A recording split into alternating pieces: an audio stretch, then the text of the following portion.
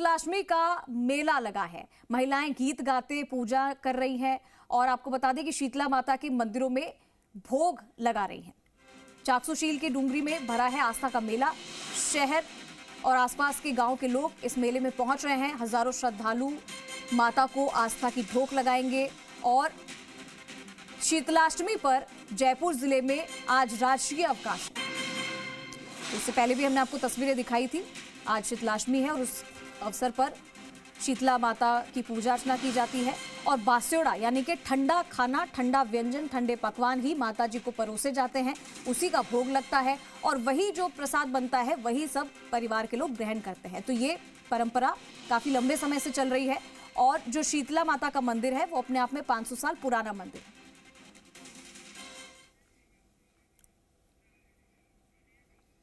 चलिए, हमारे साथ दीपक गोयल लाइव जुड़ चुके हैं, सीधा रुख करेंगे। दीपक, आप आज क्योंकि शीतलाष्टमी है और ऐसे में बास्योड़ा बनता है, ठंडा पकवान बनता है, माता जी की भोग लगता है, जरा बताइए कि आज किस तरीके से माता जी की पूजा अर्चना की जा रही है, कौन कौन से ऐसे पकवान हैं जो माता जी को चढ़ाए जा रहे हैं? बिल्कुल, देखिए आज बासोड़ा है, यानी कि बासोड़ा मतलब माता शीतला का लोक पर्व। देखिए ये आस्था के साथ में स्वस्थ जीवन शैली का भी ये पर्व है, वो संदेश देता है, क्योंकि आज के दिन जो ठंडे पकवान माता रानी के जो अर्पित किए जाते हैं और साथ में जो उनको ग्रहण किया जाता है, तो माता रानी के एक हाथ में झाड़ू और एक हाथ में कलश है, यानी कि माता रानी एक हाथ में झाड़ू यानी कि स्वच्छता का संदेश दे रही है, तो दूसरे हाथ में गर्मी की ग्रीष्म ऋतु जो शुरू हो गई है, तो ठंडे पानी को लेकर एक कलश है वो हाथ में लिया हुआ है। ये जो आप तस्वीरें देख रहे हैं ये शील की डूंगरी स्थित चाकसू स्थित शील की डूंगरी की है। जयपुर से करीब 50 किलोमीटर दूर ये मंदिर है, जहां पर बड़ी संख्या में श्रद्धालु बासोड़े के दिन पर आते हैं।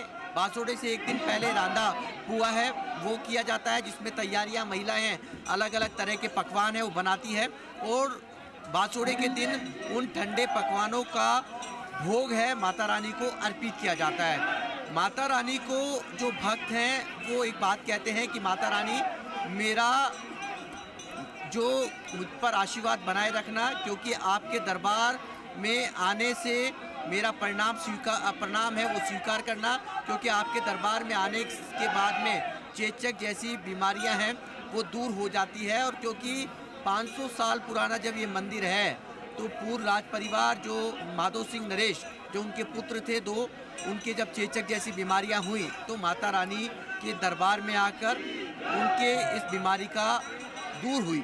तो तभी से एक परंपरा कि यहाँ पर छोटे बच्चे से लेकर, क्योंकि माता रानी को बच्चों की संरक्षिका कहा जाता है, इस लिहाज से बच्चों को बड़े छोटे बच्चे अपने पेरेंट्स की गोद में आपको नजर आएंगे। और दूसरी तरफ जैसे जैसे सूरज चढ़ेगा वैसे वैसे ये आस्था का जो सैलाब है आपको इस कतारों के अंदर नजर आएगा। ये वो कतारें हैं जो कि एक मेले के अंदर एक माता रानी के दरबार में शामिल होने के लिए बड़ी संख्या में पहुंचे हैं। माता रानी के जयकारे लगाते हुए भक्त हैं आगे बढ़ रहे हैं। और जब मेले की बात होती है तो मेले का मतलब होता है कि यहाँ पर खेल कूद जैसी प्रतियोगिता, झूले, ये तमाम चीज़ें होती है। और करीब 4 साल बाद ऐसा मौका आया है जब प्रशासन ने यहाँ पर मेला लगने की अनुमति दी है।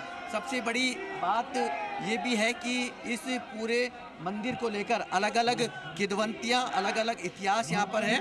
और यहाँ सिक्योरिटी पर्पस से के लिहाज से यदि हम बात करें तो सिक्योरिटी पर्पस के लिहाज से यहाँ जो कह सकते हैं कि बड़ी संख्या में श्रद्धालुओं की सुरक्षा और साथ में सुरक्षा के साथ में जो भक्त हैं वो कतारबद्ध तरीके से यहाँ पर इस मंदिर की आस्था क्या है और कह सकते हैं कि तो ये देखिए यहाँ के जो मंदिर के पुजारी हैं, क्योंकि कहा जाता है कि ये मंदिर कुम्हार समाज है वो इस मंदिर की पूजा अर्चना करता है।